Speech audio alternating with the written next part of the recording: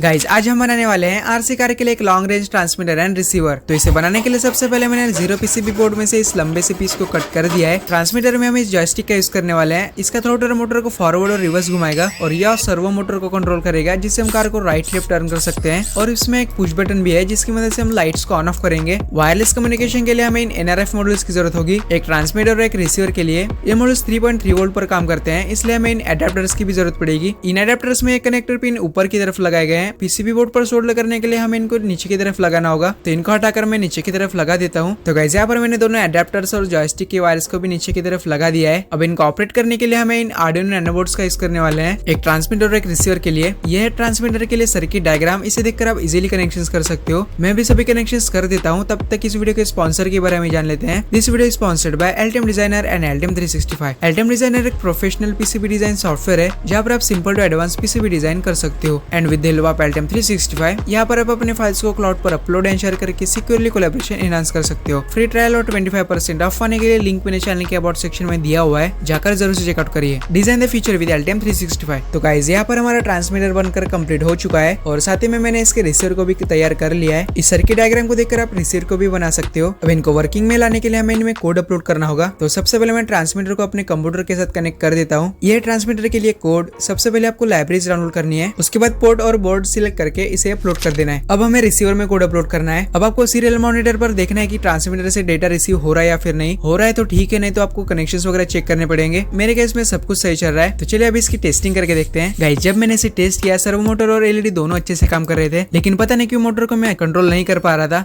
और साथ ही में इस ट्रांसमीटर को अगर मैं ऐसे पकड़ता हूँ तो ये काम ही नहीं करता है। इन दोनों प्रॉब्लम्स को हम अगले वीडियो में सॉल्व करेंगे। अगर आपको इस प्रोजेक्ट में इंटरेस्ट है तो चैनल को सब्सक्राइब जरूर से कर लेना।